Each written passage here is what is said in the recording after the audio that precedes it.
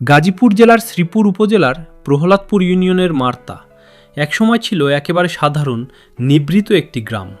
চারপাশে সবুজ ধানক্ষেত, ছোট ছোট খাল আর গাছগাছালিতে ঘেরা শান্ত পরিবেশ, যেন এক টুকরো গ্রামীণ বাংলাদেশ। কিন্তু তানজিব সারোয়ারের ভাইরাল গান মে তুই আমারে মিথ্যা শিখালিয়ের চিত্রায়ন এখানে হওয়ার পর বদলে যায় সব কিছু। গানের দৃশ্যে দেখা সেই ব্রিজ আর কমলা রঙের একটি বাড়ি মুহূর্তেই মানুষের নজর কাড়ে এবং দ্রুত সোশ্যাল মিডিয়ায় ভাইরাল হয়ে যায়।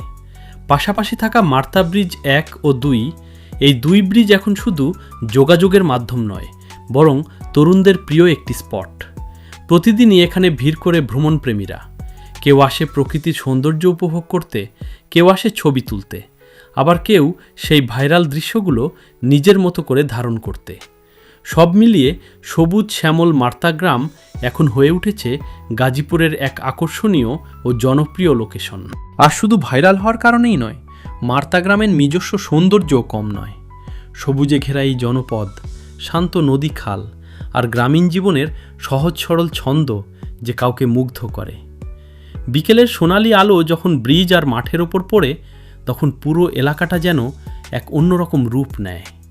শহরের কোলাহল থেকে একটু দূরে প্রকৃতির কাছে গিয়ে কিছুটা সময় কাটাতে চাইলে মার্তা হতে পারে একদম পারফেক্ট একটি জায়গা।